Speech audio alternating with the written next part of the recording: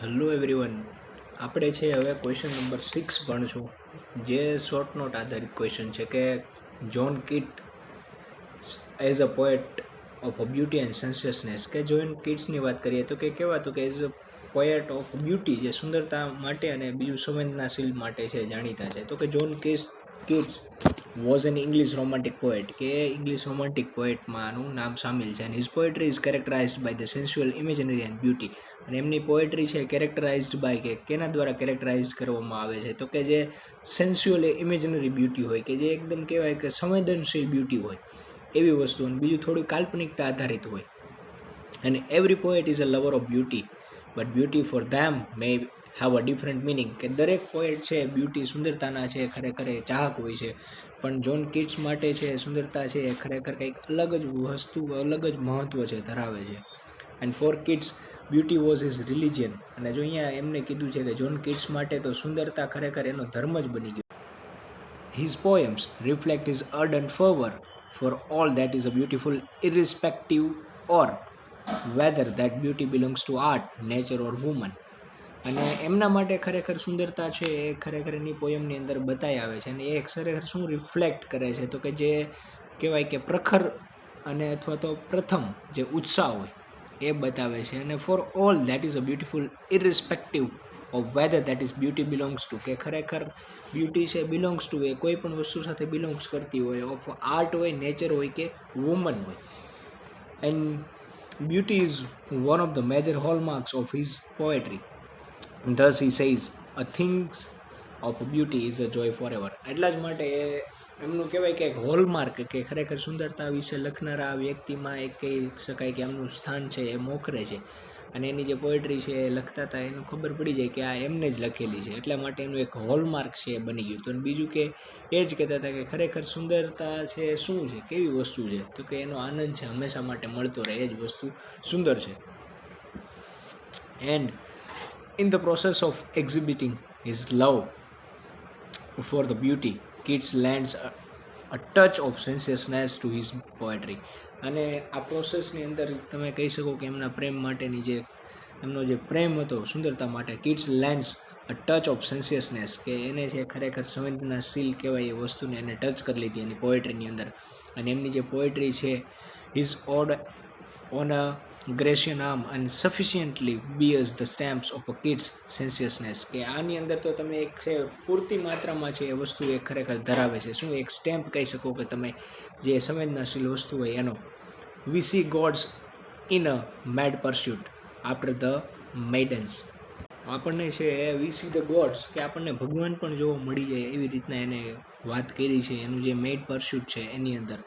અને એ કેવું તો કે આફ્ટર ધ મેડન્સ, કે જે કહેવાય કે અપરિણિત સ્ત્રી હોય સ્પેશિયલી એને કહેવાય કે જોવા મળી જાય એવી રીતના આની અંદર બતાવ્યું છે. અને Keats expand his sensuousness from the pictures of the physical love to the pictures of the natural beauties. અને જોન કિડ્સે છે એક્સપાન્ડ, એને ખરેખર એ વસ્તુને લંબાવી છે, મોટી કરી છે, જે એની સંવેદનાશીલ હોય from a pictures of the physical love to the pictures of the natural beauties, કે જે ફિઝિકલ લવ હોય ત્યાંથી લઈને pictures of the natural beauties, કે જે ખરેખર કુદરતી સુંદરતા હોય ત્યાં સુધી એમને એમના કહેવાય કે સેન્સિયસને, સંવેદનાશીલને છે એ આગળ વધારી છે. અને એનું જે ode to the nightingale which is like, તો એમનું જે ઓડ ટુ ધ નાઇટિંગલ છે એ કેવું છે, તો આગળના પેજ પર જોઈએ તો એમના ઓડ ટુ ધ નાઇટિંગલની વાત કરીએ તો કે એની અંદર બતાવ્યું છે કે is like a panorama of flowers giving a sweet fragrance to our breath. અને એક એવી વસ્તુ છે કે એક વિશાળ દ્રશ્ય હોય છે કે ફૂલડાઓનું હોય કે ફ્લાવર્સનું, giving a sweet fragrance to our breath, કે જે આપણી બ્રીથને, જે આપણી શ્વાસોશ્વાસને એક બહુ સારી એવી ફ્રેગ્રન્સ, સુગંધ છે એ આપે. Similarly ode to the autumn is replete with the sensual imagery. અને એની જેવી જ એમને છે એક બીજી લખી હતી ઓડ ટુ ધ એટમ, કે એ કેવી હતી તો કે રિપ્લેટ વિથ અ સેન્સ્યુઅલ ઇમેજનરી. તો એની અંદર બતાવ્યું હતું કે કોઈ વસ્તુને કે ફરી ભરવી અથવા તો એની અંદર ભરપૂર છે એ કેવી, તો કે સંવેદનશીલવાળી ઇમેજનરી, જે કાલ્પનિક શક્તિ હોય એ રહેલી છે. The autumn conspiring with the sun gives an idea of the intimacy between two lovers. અને જે એટમ છે ખરેખર એક પ્રકારનું તમે કહી શકો કે કાવતરું જ કરે છે. એટમ જ્યારે આવે છે ઋતુ ત્યારે તો કે conspiring with the sun gives an idea, તો કે ખરેખર સન સાથે છે એક આઈડિયા આપે છે ઓફ ધ ઇન્ટિમેસી, જે આત્મીયતા જે કેળવી હોય બિટવીન ટુ લવર્સ, બંને પ્રેમીઓ વચ્ચે, એ વસ્તુ બતાવે છે atom. And after the indulging in the sensuousness, kids rises above it and proves his a spiritual and the intellectual caliber. અને જ્હોન કિટ્સે છે આપણને એક વસ્તુ એ પણ બતાવી છે કે જે સ્પિરિચ્યુઅલ, જે આધ્યાત્મિક હોય, અને બીજું કે બુદ્ધિમત્તાવાળું જે કેલિબર હોય, જે ક્ષમતા હોય, એ બતાવી છે, એ એમને સાબિત કરી છે. And in the ode to the nightingale he talks about the universal beauty which is external.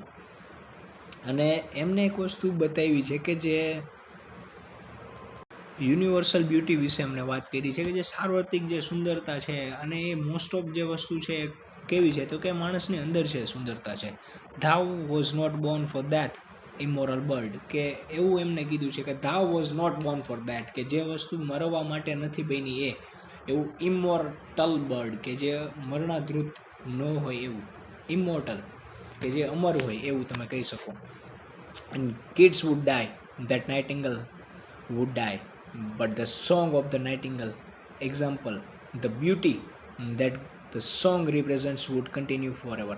કે કદાચ જ્હોન કિડ્સ પણ મરી જશે, બટ એમને જે લખેલું નાઇટિંગલ છે એ પણ કદાચ મરી જશે, but the song of nightingale, પણ એમને જે લખેલું છે સોંગ નાઇટિંગલ માટે, એની જે સુંદરતા છે એ રિપ્રેઝન્ટ કરશે, અને એ કન્ટિન્યુ છે એ હંમેશા માટે રહેશે સુંદર, અને માણસોની સાથે રહેશે. And the poet in a sudden sweep of his imaginations has passed from the world of senses to the world of eternity where the nightingale would sing forever. અને એમને એક વસ્તુ છે કે જે આ પોએટ છે એનું સડન સ્વીપ, કે એમનું જે ઇમેજિનેશન છે અચાનક છે બદલાઈ ગયું છે, has passed from the world of senses, કે જે વર્લ્ડ ઓફ સેન્સીસ તમે કહી શકો કે જે સંવેદનાનું જે દુનિયા હોય ત્યાંથી લઈને જે દુનિયા, બીજી દુનિયા, એમને વર્લ્ડ ઓફ એટર્નિટી કીધું છે. એટર્નિટી એટલે જે અનંતકાળ સુધી જે ચાલ્યા રાખે એવી. And where the nightingale would sing forever, કે એ જગ્યાએ નાઇટિંગલ છે હંમેશા માટે છે એ ગાયા જ રાખે. And beauty transcends the time and space, અને બ્યુટી છે ખરેખર તમે તો એ છે ઓળંગી જાય છે સમય અને સ્પેસ જે હોય એને આગળ નીકળી જાય છે એનાથી પણ. And kids first tell us the beauty that is seen by eyes, અને જ્હોન કિડ્સ આપણે સ્ટાર્ટિંગની અંદર વાત કરી કે બ્યુટી જે આપણે આંખે જોઈ શકીએ છીએ એવી બ્યુટીની વાત કરતા હતા. Then the imaginations reveals to the poets the beauty which is beyond the senses as he said. અને પછી એમને વાત કરી કે ધ ઇમેજિનેશન રિવીલ્સ, કે એમની જે ઇમેજિનેશન કલ્પના શક્તિને છે એને બહાર પાડે છે. અને પછી એ કેવા બ્યુટીની વાત કરે છે તો કે beauty which is beyond the senses as said, અને એવી બ્યુટી કે જે બિયોન્ડ છે બધી વસ્તુને, જે પારે છે સેન્સીસ, જે સંવેદનાઓને પણ પરે હોય. અને as he said heard the melodies are sweet but those unheard are sweeter, કે જે મેલોડીઝ આપણે સાંભળીએ છીએ એ કેવી હોય છે, એકદમ સ્વીટ હોય છે, પણ જે વસ્તુ અનહર્ડ રહી જાય છે, જેને સાંભળવામાં નથી આવતી, એ તો એના કરતાં પણ વધારે સ્વીટર હોય છે. And here imagination reveals a new aspects of a beauty which is sweeter than beauty which is perceptible to senses, કે એમની ઇમેજિનેશન રિવીલ કરે છે, એક નવા જ પાસા બતાવે છે કે ખરેખર અ બ્યુટી, કે એક સુંદરતા કેવી છે તો કે which is sweeter than the beauty which is perceptible to senses, કે જે કલ્પનાશીલ હોય આપણી વસ્તુ હોય, જે આપણી સંવેદના હોય એને બતાવી છે, એના કરતાં પણ અમુક જે ઇમેજિનરીવાળી સેન્સીસ તમે કહી શકો એ વધારે સુંદર હોય છે, એના પાસાઓ વધારે સુંદર હોય છે.